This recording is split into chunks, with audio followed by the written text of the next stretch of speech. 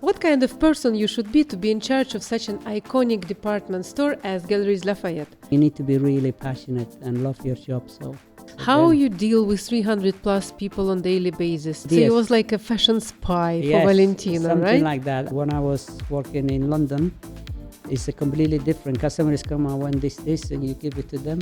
Where here is actually getting to know to them, talking to them, Baby, offering how them. are you? Yes, Everything is okay? exactly. Did you drink your car? Exactly. Obviously, it's very difficult to go into fashion when you have a family of doctors. How many t-shirts you have at home? I don't 100?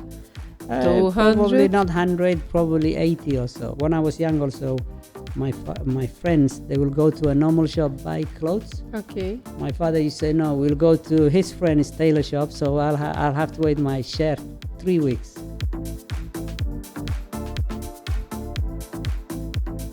What kind of person you should be to be in charge of such an iconic department store as Galeries La Fayette? I will tell you.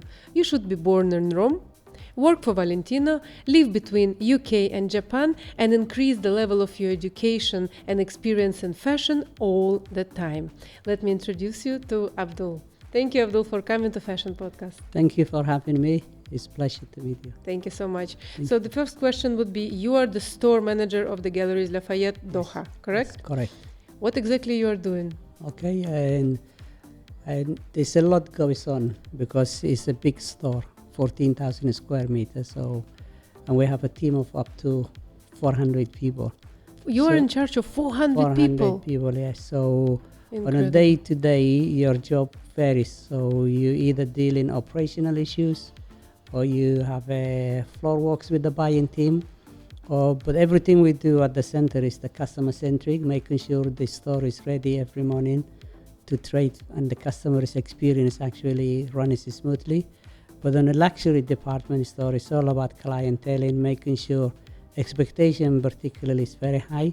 So to make sure your teams are actually set up and they have the objectives of the day, the brief of the day, and then that way I spend my time walking around the store to make sure it is set, making sure new products arrive that the teams are fully aware and up to date. But also we see what are the day's targets for the teams to achieve. And when we open, it just varies from either meeting with the buying team or operations team or contractors we have, because we deal at department store like Galeries La Fayette. We have almost 900 different brands. So we deal 900 different head offices. Amazing. And everyone, this is how we actually, so your day is never the same. Do you have 24 hours in the day, or for the workers of Galeries La Fayette it's like we more? actually you have to be very good at time management, because the meetings you have, the people you manage, and making time for your team, but also the clients, as well as the businesses we deal with, head offices. So you have to be really good at your time management, but also you have to fit everything within 8 hours, because that's the hours you work. Incredible. And so it is actually not as easy as people think, because department store. I never think it's easy. Yeah, department store is very complex. We have watch and jewelry, which is high end. You know, we have a high end perfumery. We have luxury clothing, but also food and beverage. So it's not one shop. If you go to Zara, you might see one retail, one store. Department store is different, but when it comes to luxury, also the service. You have to really make sure your service meets the product you're selling. But also luxury is all about the image, the name, the brands. So you make sure that stays being actually you keep, because you have a relationship with these brands. They trusted you the name like Chanel or Hermes. So you have to make sure that name is not broken. Yeah, so the next question, if you have 400 people working for you. Yes. Okay, let's say the sales team, how many? Maybe 4 part, 100? We have a huge sales team. So, and it's divided because some of the brands, they have their own staff. So we have Galeries La Fayette team. So it's a mix of different. So coordinating alone takes time, because some of them, they have their own staff, their own head office. So sales team will have almost 300 plus. 300 plus. Yes. How you deal with 300 plus people on daily basis? I mean, give me some tips for those managers, maybe for those people who are planning to be in charge of such a huge number of people. When you manage a large team, you need to be very good at communicating. You need to be very good at to have a clear and concise, and information to the team. You need to make sure everyone is communicated to their objective and expectation. So, and you have to be also really very good at being transparent. So people, there is no confusion what you're communicating. So those two are really key. If you're good at communicating and very clear on what you need the team to achieve, then it's very easy. But if you are somebody, and also you need to be really good at planning. Because when you work at a retail, and there's also planning for promotional activities, the one. I see. So you need to also be really up to date what is happening in the market, because retail is very quick. You have to respond to the trend. How you keep yourself up to the market? It's changing like this. Yeah, it's actually not only the market, anywhere in the world. Every competitor, I keep myself up to date. These days we have technology. Is it Instagram? What you do? Yeah, we follow them on Instagram, TikTok, social media, whatever. But seriously, also on you the spend news. your time doing this? We have to, because that's the world we're in. The customers now shop with their mobile, so they know more than you do. But also you have to.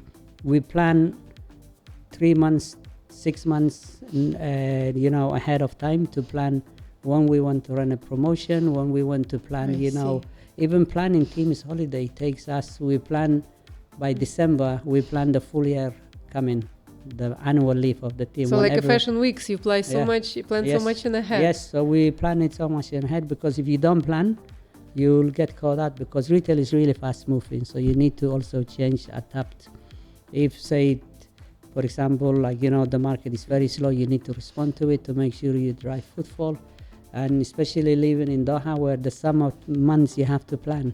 So you need to prepare, make sure. So it's a very complex, but if you're good at what you do and you're passionate, and that's another thing, you need to be really passionate and love your job. So how you make people deliver the standards of the brands that you have? If you see the person decided to work for Galeries La Fayette, what are the moments that you feel this person fits or doesn't fit? Like, how looks like the person who fit to work? We have a good selection process. So when we interview for the brand, but also for and they need to have the profile of Galeries La Fayette. They need to be represent the image of both Galeries La Fayette and the thing.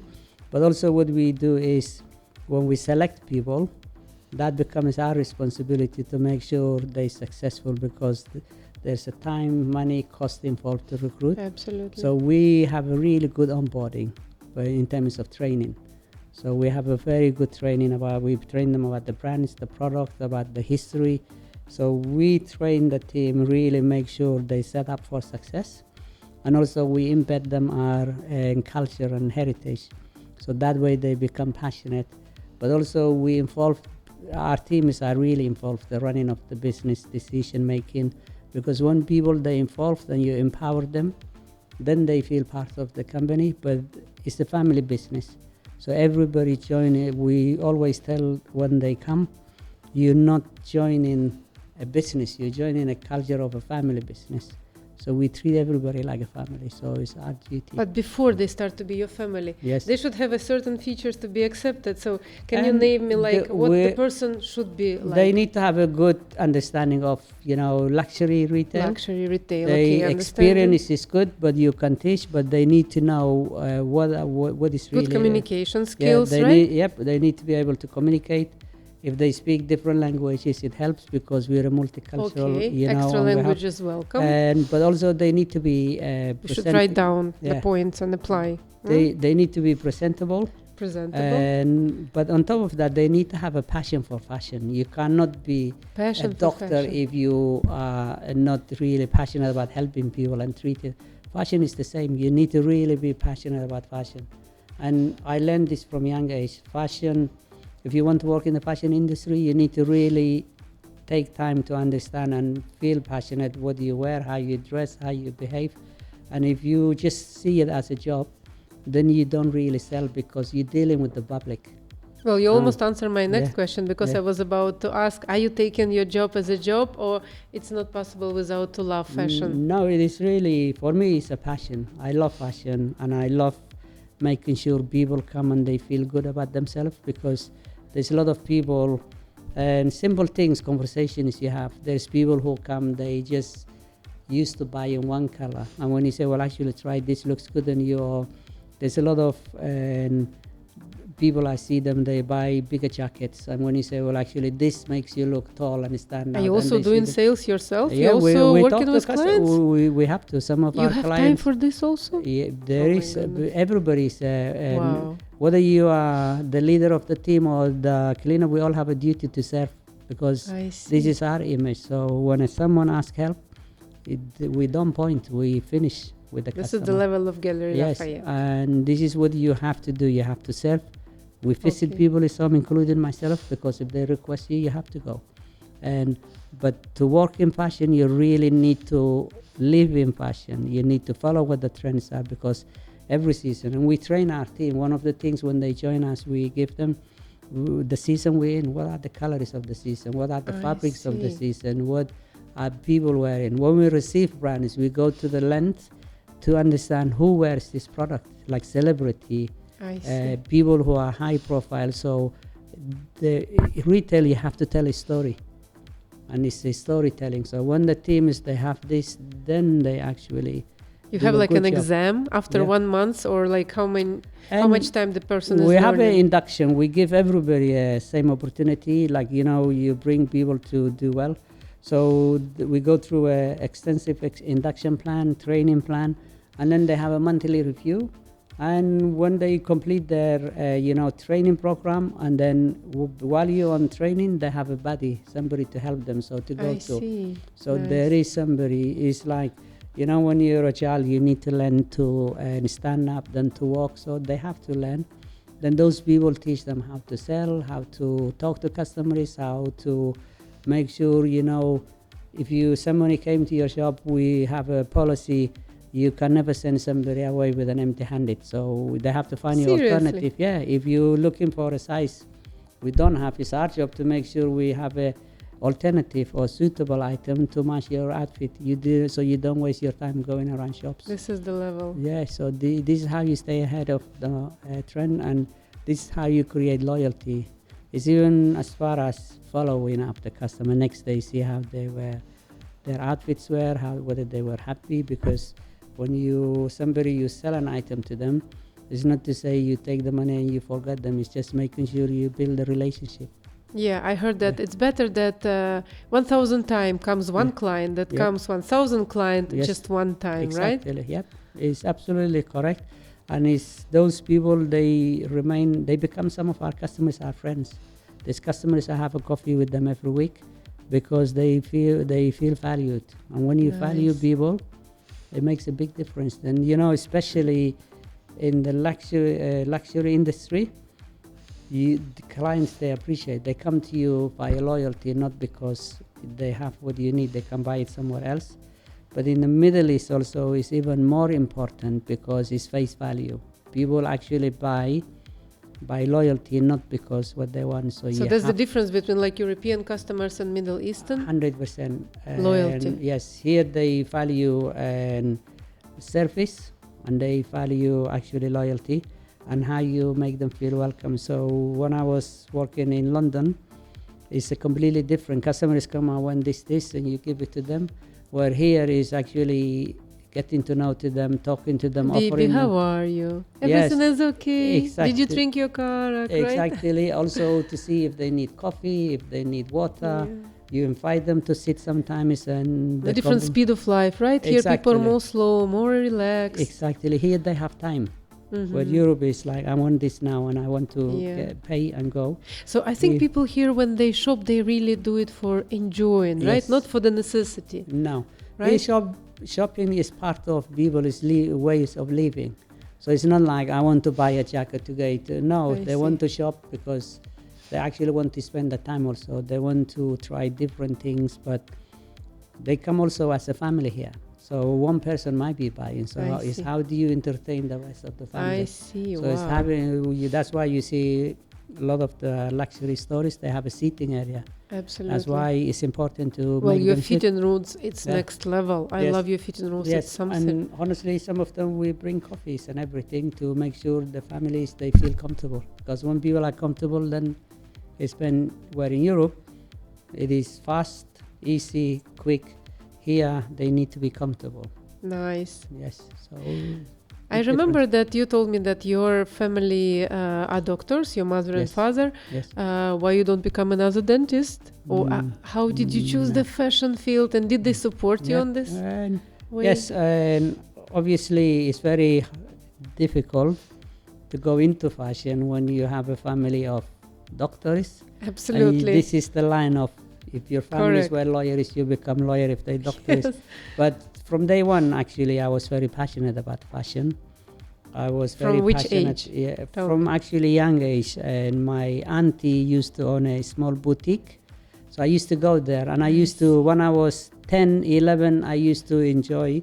I will sit outside when somebody goes in. I'll tell them about the material and the product. Wow. And then it became like, oh, I sold one item, and everybody says, you did, that item was there. So I follow fashion, and then I grew up, and making sure, actually, when I was young also, my friends, they will go to a normal shop, buy clothes. Okay. My father used to say, no, we'll go to his friend's tailor shop, so I'll have to wait my shirt 3 weeks, Yeah, where yeah. my friends already have one. So I grew up this kind of like, quality and clothing. And then up to when I was secondary school, my plan was actually to go into law school.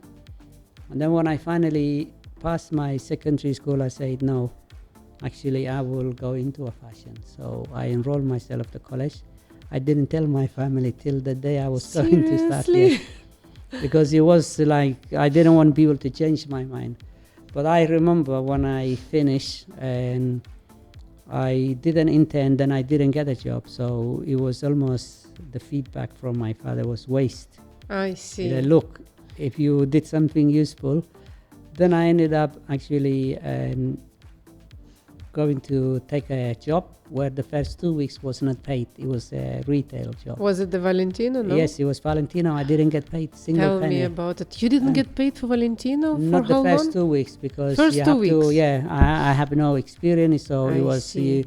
they doing you a favor to give you an experience. Okay. But it was very interesting and it was a job based at their head office, and it was a job based as an intern, but to work with the designers for the next trend for the next season. So Valentino was famous for making dresses for the celebrities, Correct. all this. So how do you spot a trend for celebrity trends? So it was like going to Cannes, and they look at places like Ibiza. So what people wear, what were the dresses? So I they see. get So ideas. it was like a fashion spy for Yes, Valentino, something right? like that. And then you have to go take photos and sketch something. You go back to the designers and you say, I saw one dress that impressed. This is the person who wore. I see. This is what it looked like. So you give ideas, but also the colors they were wearing.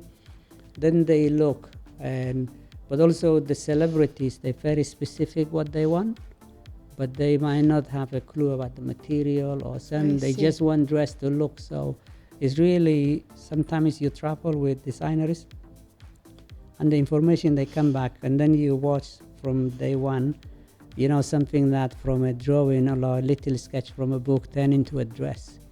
And these dresses, they have one lady. When you go to Valentino head office, they used to have actually the lady who make the dresses, they on the basement. So these ladies who work for their I lives. see. So They also wear like a white, Yes, like Dior. exactly, They were all white. right? And Valentino himself, if you will go there, we will see dress. He say no, change here, change there. So you can see them. Sometimes they typical. They have Tell an me active- about his character, yeah. right? Tell me, how was he? he? He has a charisma. He has a very good charisma. Do you because- feel his presence when he's entering the room? Like, how can yes, you? everybody takes a notice because he knows what he's doing. He's very particular and specific what he wants.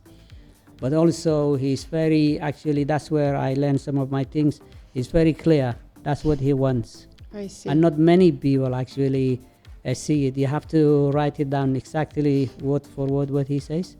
And then by the end of the day, even if you deliver what he wants, he will change again because he might think of something else. So, and also someone like him, he doesn't write things. So he will. doesn't lie. There's a lot of things going through. So he just saying. So tomorrow he saying, might saying. say like, well, that's not what I said. And you say, no, that's what you say about that. This is this one. I see. But you learn, to be honestly, how to multitask. And one of the Nice. questions I asked was, how did you remember everything you said? He goes, even if you remember, tomorrow fashion changed, so you change something else. So you need to be.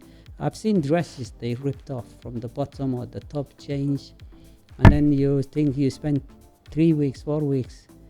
It's 5 days before the Oscars or the Golden Globes, and then they do something different, and people have to work extra 24 hours to make it happen. see. And then the dress also has to be fitted to the Correct. person So it who's has to be wearing it. sent Yeah. and come back. And then it's not only that. What people don't understand is all these celebrities, when they go and visit, they wear jewelry. So sometimes the jewelry they are borrowing, they work with the designers to make sure the colors, everything match. Yes. So it's a lot of coordination that goes on. Even the person who provides the shoes might be from a different company. But there was So- not a job like a stylist in that time, or there was no, a people there's who no stylist. there was no stylist. He's So the stylist. designer directly work with You the wo- with- celebrity, with and the celebrity, and he he's the was stylist final. and everything, Yeah, right? and he's the final decision maker. So. I see. So the maestro has to check everything, because it's his name, and you see when you watch the Oscars, oh, they were Valentino, or Yeah. so it's their name actually on like 2 billion people watch. So that one moment is more important than anything Yeah. else. How long did you work for him? I was actually 21 when I started with him. You was 21. Yes, 21, fresh, didn't know anything about this world, and it gave me the experience, but also the confidence, to work under pressure, to stand someone like that in front of him, and because you are questioned by a room full of people, so you gotta have to believe what you see, what you saw, what you're talking about. So if you're not comfortable or confidence, then it's people to believe in you. So I see. first of all, you learn to believe what you're trying to sell. This was your first step on the way to confidence, to be Yes. able to deliver and be in charge of Yes. where you now, Yes. right? Yeah, so that's how you start. But it's very good to see, because my first lesson was when I went, there was 3 of us. So we went to his office and we have to wait. And then when we went, the first question he said, you need to go outside, come back 2 hours. So waiting 45 minutes, just to be told 5 seconds, go outside to town, come back in 2 hours. And when we went back, so we went to a coffee shop, we went to go around the shops. First question when we came back, he asked, so you want to be in fashion? Yep. And you believe you can do it? Yep. And he says, so 2 hours you're away from here. Tell me, what did you see? We said, we started with the coffee, then we went to that shop, we went to this, and honestly, he says, stop. That's all you did 2 hours? And he says, you want to be in fashion? I don't think so. Wow. And the first lesson, he said, when he wakes up every morning, he opens the curtain, first thing he sees is the weather, what is it like outside. That's what makes him wear what he wears. And he said, when he's in his car, he's driving, he doesn't read the newspaper or anything, he watches what people are wearing, what mood they in, how they behaving, and that's how he gets his inspiration. Amazing. And he said, how many windows you passed by? What was can you remember one item in that window? Say, no. What color? No. But it was in Rome, right? Yeah. So he basically collecting all his information only based by the experience he see around him? Yeah, because that's in what Rome? inspire you. Not only like see. he travels around the world, travels, but it's okay. what inspire him is he could be anywhere in the world. But and it is true. And to be honestly, another thing he said, like in fashion, it's like a window of opportunity, like the cloud goes by, because the season comes and goes. So he says window of opportunity. So you miss the season, you miss the whole opportunity. So you have to always think what season you're in, what is the next season. Because if you see like now the way people think, like spring, summer 26, if you ask any company, they already bought the product, it's done. So autumn, winter 26, people are working. So they always work in the season. So 2026 will be closed in December. Yeah. So if you want a retail to buy new products, you're looking at 2027. They will be spring, summer. Back in the days, it was not like this. Back in the right? days, it was like Season by season by season. But now retail has moved on because clothes are not made in Italy. They're not made in Europe, so they're made somewhere else. So they have to keep the cost down. They have to travel by sea. So it takes at least 3 months or so to travel from China to wherever they're going. I see. Yeah, but so you remember so many phrases of Valentino himself yes. until now, with so much time passed. Yeah, but these people, I have many people I learned from my career I worked with, but some people, they stuck with you. And it's like when you're that young and you're fresh, and these are the people, you hear what they say, so you learn. And I learned a lot. I remember when I was in London, I was with Selfridges, we did a fair shopping shop with Tom Ford. And I remember some of the things when you watch, they give you a crystal ball and they tell you to hold. And they tell you, some people, they leave it here, they continue talking and they say, why did you do that? And you just say, I didn't know what else to do. And they say, this is actually the image of the brand. Wow. It's trusted in you. So you either break it or you damage the reputation. See. So this is how the brands, they view themselves actually. Because it's all about the image. The name is, if you see a lot of the luxury brand, they spend more money protecting the image than actually making clothes. The actual product, right? Yes. What do you think about the industry now? Is it goes to decline in general, like a luxury industry? What's happening from I think your opinion? luxury now, there is the young generation we have now, luxury is not that important. It depends also where in continent in the world you are. If you go to Europe now, luxury is not really, it's declining because people, they see value for money. Correct. True. And then they also look more about the ethical. I just came back from Spain. I can confirm that totally. It's all about ethical. Sustainability, all of this. Right. In the Middle East, it's different. If you go to Russia, it's different. It's all about brands, name. But I think it will reach there. Europe is always a step ahead of it. America is the same, actually. If you go now, it's not about the luxury, the big brands, big names. It's all about, value for money, sustainability. And people are smart now. Mobile phones, technology gave us the opportunity to do more research. They see the value of how much it costs for the Chanel bag or Dior bag and how much they pay for. Yeah, there are some apps which you can see in different department stores, the same item, different prices. And people also now, they actually, anywhere in the world, as soon as they go in, the first thing they ask, discount. Because why will I give you that money? I can find somewhere else cheaper.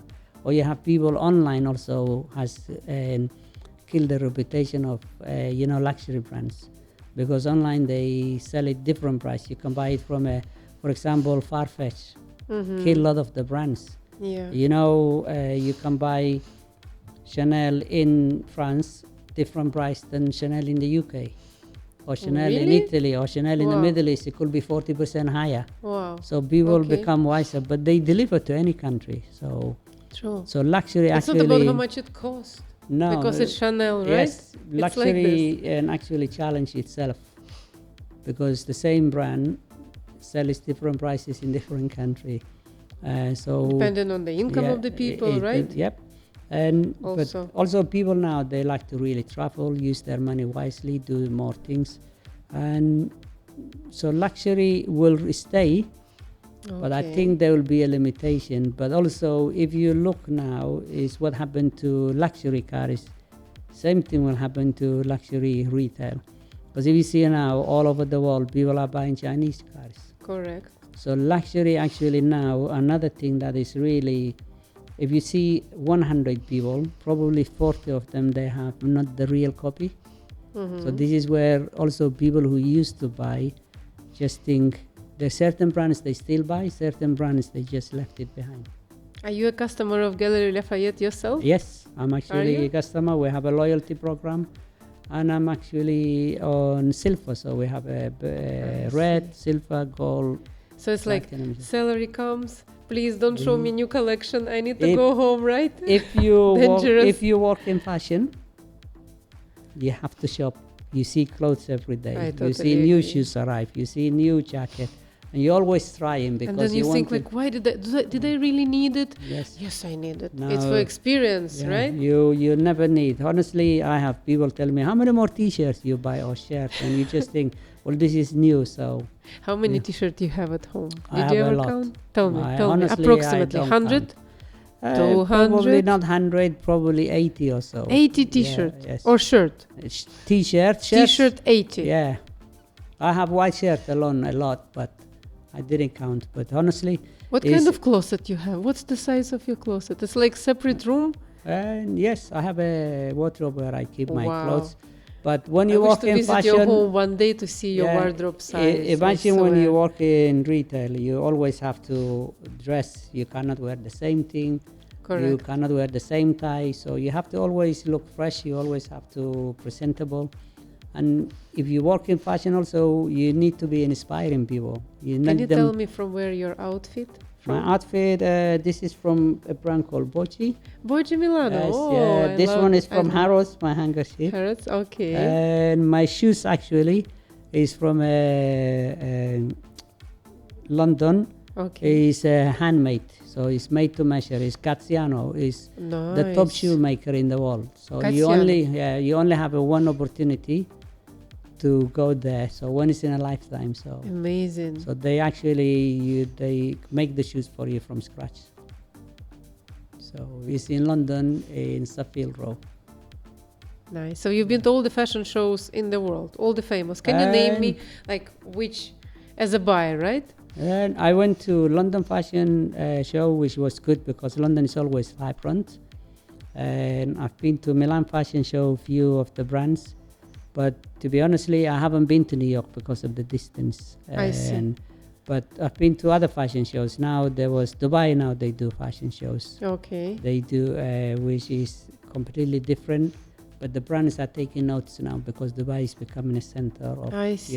big What things. about Qatari Yeah. designer? Do you have any Qatari designer Yes. in your department Yes, store? we have quite a lot of Qatari brands where we support. That's amazing. It's always good to have a local mix with your, international mix, because by the end of the day, you need to cater for every type of customer. And we do. We have a whole section of local brands where you come and buy from abaya to everything you want. So we do really big. We encourage a lot. And during the Ramadan, we do a pop-up shops where we do a lot for the local businesses. Even we bring brands from Morocco, from Jordan, from Egypt, so to cater for the local customers. I see. I saw also the collection for the wedding is Yes. stunning. You have a separate, like Yes, entire we also floor, do right? multiple times of the year. We do designers where they come, they do made to measure, Bridal. so we have a lot. Do you think, from your opinion, like knowing that your parents was doctors, is it harder to make a career in fashion than in any other field? What do you think? Yeah, fashion is really difficult because, first of all, they're very selective, especially if you're going into a management.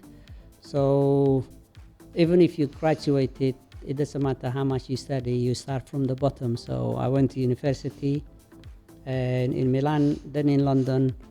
Then when I finish, I still have to start from the bottom, build your career up, because in fashion, they don't really welcome people who are new because it's all about the experience. It's all about what knowledge you have. So you learn the ropes. So you almost wish you started before you went to university because if you don't understand fashion and the mechanism and how it works, how the season is, how the buys work, even operationally how the retail works, you really, when you arrive, it doesn't matter what you study. You might have a business knowledge, but to run a fashion store or fashion retail to work or even head office, you're clueless. So you have to learn from the bottom to make your way to the top. And How many years it take you to get there? It took me from the bottom to become a just manager 2 years because you have to really establish. And 2 years or 20 years? 2 years to Only 2 become my years? first manager. But I was a graduate, so No, I I mean went from the moment you start working until you became when I in started charge. full time, till I became a manager. But it was really tough because you learn not only people skills, you deal in the public, the customers. You learn little things, how to handle customer objections, customer complaints. Yes. because it's not easy dealing daily face to face with people. Yes, How true. to listen.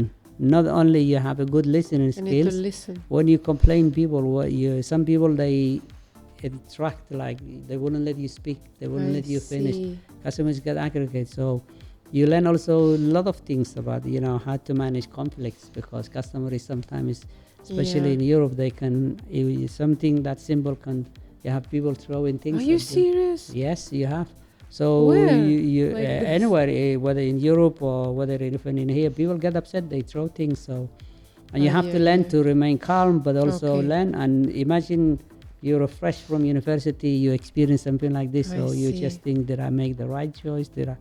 But this is why if you join really good company, you learn the ropes and the good trainings, and you just have to see it. And even your body language to change, like when you're selling, to when you deal in a complaint, to when you see an angry person. So sometimes I love my job, I love my job, yes, I love my job, exactly. right? And sometimes you have even customers conflicting themselves, so you have to learn how to deal with it. If you are in Europe and you see people having a fight in the shop, what do? It's not your fight, but you call the police because of your image. You have to intervene and stuff. So you have fashion is not easy, but it's really one of those satisfying jobs. Because when you see what you do, and then you move away. But also, people go to a retail store and they see people who work there and they think that's all they do. But if you're in the management, it's all the same thing they do in offices. It's your email, it's planning financially, making sure you have your cost of running the business, make sure your staff salaries, everything comes in budget. So you're not only doing one thing, you're actually doing what they do in a business like an office, as well as interacting with the side customers, of the world. right? So and somebody explained to me one time, he was a football manager in London, and he said to me, actually retail and football manager is job, and a retail manager is the same. And I said, how? And he said, for example, football, they train the whole week, they have one big game on Saturday. Yes. So he said, it's not all the training you did, the preparation you did, people charge you for that one game. If you lose, you're not good. They hate you. You're out. If you win, you're the hero for till next week. And he say retail is the same. He goes, the whole week you take money. Then Saturday you achieve the week or you lose the week. I see. Because you have a target every week, every month. So that's your business target you have to hit. So if you miss, then the week is gone. So you have to focus the next week. How do you relax with all this pressure? Yeah.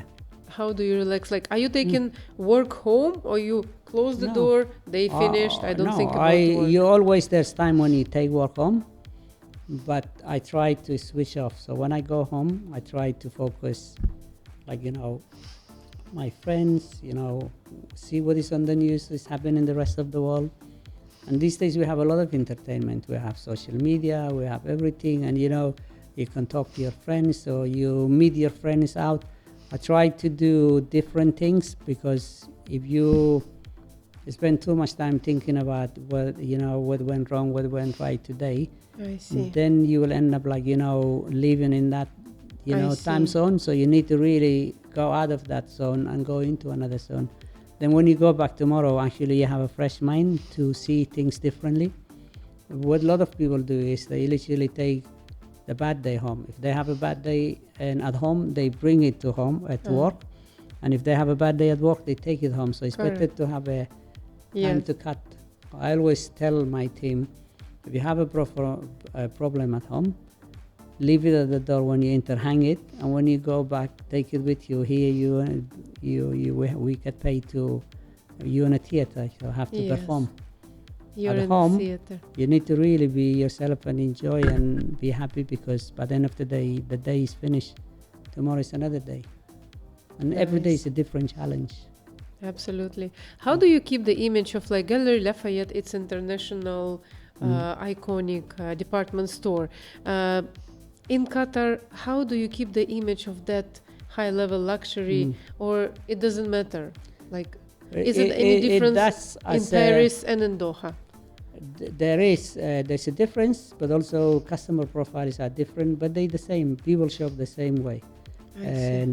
But every brand has a standard to maintain and an image to maintain. And if you look, this is a business that exists 150 years, old. Correct. So it's really understanding that image, what they stand for, what the expectations are. And then you also make sure your team is actually understand and they deliver this. Because customers have an expectation of us because they come for the name. So simple things, even when they shop and they finish, is making sure the bag you give it to them, how you present it to them, how you give it to them.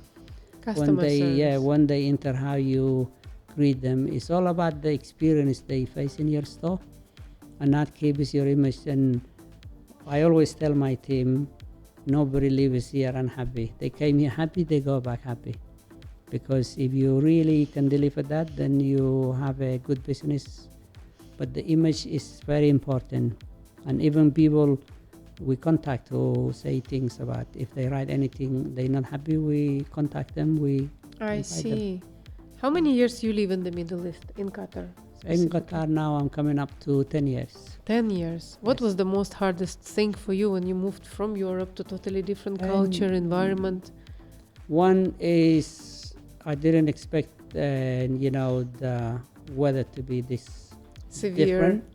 Warm. And also severe warm. I learned one thing, is very difficult as an adult to make friends when you move to a new country. Yeah. So it was really one of the hardest things. But also the big difference is, the different nationalities we have, and it's learning everybody's culture, because especially if you're a manager, you need to tailor your way of management to, it's different in Europe. You're very direct, you talk to people. But here I learned different nationalities. Some people like to be sat down with one-to-one, someone like to be spoken to soft. Some people like confrontation. So this was difficult because you have a different nationalities. To understand different mentality, yeah, right? and you have to learn very quickly. Mm-hmm. You feel like you are visiting all the same countries in one time, right? I have a staff who conflict because they mean different languages. They different signage. We have a body language where we use our facial expression. Yes. It means different. Yeah. So I've seen, and they say, well, they told me this, and I say, what does this mean? And you have to learn. I say, I understand.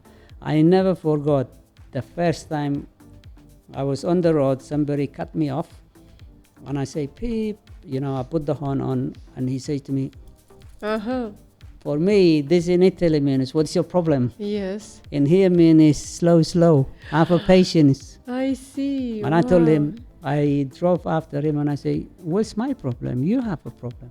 He said, I never say this. I say, you told me.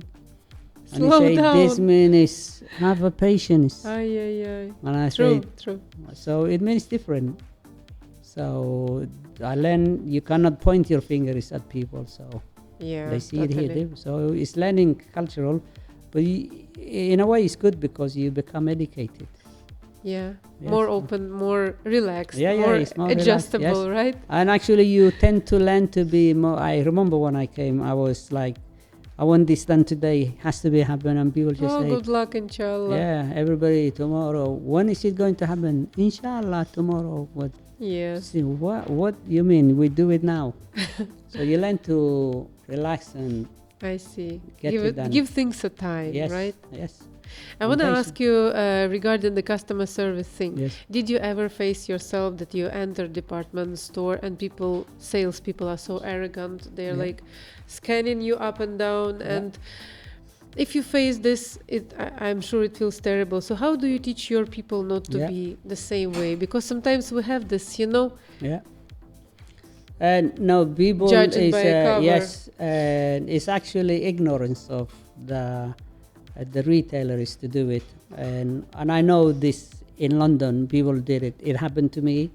I've seen them do to other people. And I always believe the people who have the money don't show off. They don't. Correct. I've seen people in London who dress up scruffy, cut jeans, Parker jacket, come in and buy the most expensive. and the ones who dress really well didn't buy. So there's a saying, you can't judge book by its cover. But one thing I teach my team here when I came was that actually it's not about nationality, it's not about how you dress. You wouldn't go to a shop, even if you came, you want to look around. It's our duty to make sure we give you the experience, because it's our home, we invite you. When we open the door, we say anybody can come. So it's making sure they do it. And quite honestly, you see staff now who engage customers they will never have engaged before. And those people buy and they become their customers. So it is really to make sure everybody gets the same respect regardless of what they wear, what they look like, what they do. And those are the people we need to focus, because it is true.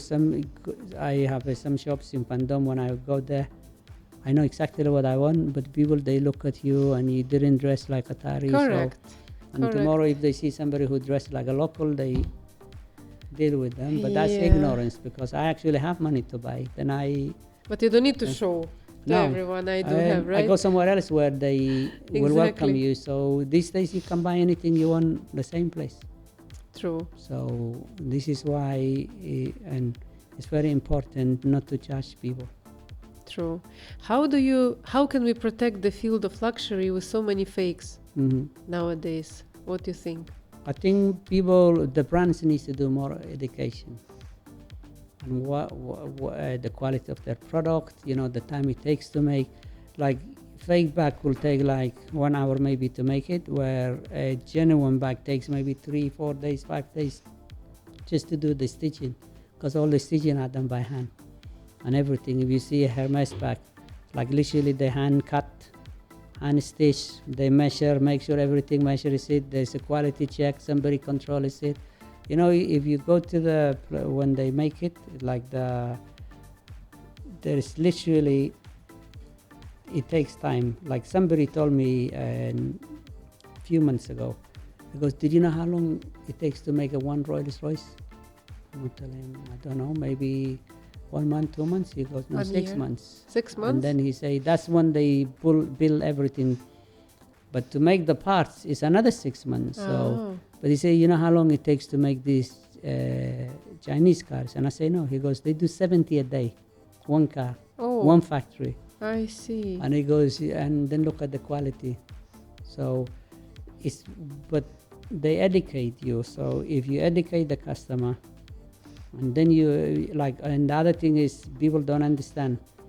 They might look the same, but it's completely different. The stitching is different. The way you can tell the difference. But also, if you buy a genuine bag from, say, like Hermes or Dior or Chanel, and something goes wrong, 3 years, 4 years later, you can take it back to them and they will repair it for you. So who's going to repair a fake? No one's going to repair the fake. Yes, so that's why it's what you pay is what the value you get. What's your personal favorite brand? My favorite, at the moment I have a lot of young upcoming brands. So there's Italian brands. There is one called Lardini for men's. The young, they come in. There's another one called Cis. Cis actually was founded by the same founder of, Laura Biano is his son. I see. So not many people know. But the quality, are we talking about clothes or shoes now? No, clothes. Clothes, okay. So the quality is the same. The product is like really very trendy. But I like my favorite actually brand. I like Tom Ford because the way he makes, and I like the story behind Tom Ford because he didn't become a designer. He actually studied architect. He was an architect who moved into study fashion. And I remember one of his talks. He designs everything based on building shape. That's why his shoes, they cut different. His suits you met him personally? Yes. His suits are cut different. Wow. So he literally, and that's the man who saved Gucci. So yes, he believed in from Texas to Rome. So I actually like, because there is a story behind how he built the suits. When you see, he's the first one to make the suits cut like, the pockets. So to make you look taller, so people with a belly, they come. So I like his way of doing. You respect him also personally? Yes, personally, because it's when so he cool contributes to wear the suit of the person you know. I mean, you And such a imagine, big name. you have to really give him a respect. He moved the head office of Gucci from Florence to London. How many people can do that? They must have believed him. Yeah. So he's Confidence again. Yes. Confidence. Yeah, I'm believing in what you do. And last question, if you can change something in retail, Mhm. generally, globally, what would it be? One thing that make you, like, annoys you or you Mhm. think it's unfair about retail? I think it's the unfair, because retail, there's a lot of things people don't understand. There is a lot of, like, taxes. The amount of times clothes are taxed. We don't, as a consumer, you don't know. And that's why a lot of people, they don't question, why things cost from one country to another. They're supposed to be all free trade, but, you export things from Europe, you pay custom duty to take it out. You bring it here, you pay another custom, this is passed to you. Then there's a credit card charge. So the retailers pay 2.5% to the I see. MasterCard. You or would Visa. cancel taxes? I will make sure the clothes can move around, because people wear it. If you wear it, nobody will tax it. So why will you tax it if you move from one country to another? Makes sense. Why does the bank have to take a service charge? To 2.5% of every transaction you do goes to the bank. So there's a lot of things, retail clothes, to be made available, because you need to really want everybody to buy. And you want everybody to enjoy the fashion, but there is a lot of, so that's one thing I will do. But the other thing is, you really need to remove, retail has a lot of stereotyping, like what you say. Certain brands, they only stereotype what they want, so they need to make sure it's for everybody. More available, Yeah, right? more available to everyone. Thank you so much, Abdul, from Thank very passionate person Yeah. and from very organized person Yeah. in charge of the huge department store in Doha, Galeries La Fayette. I'm so happy to have you Thank here. you so much. Thank you for coming, and thank you for this warm and amazing talk. Thank you for your time, Thank you. and I really enjoy talking to you. Thank you so much. And stay tuned for more interesting fashion podcasts.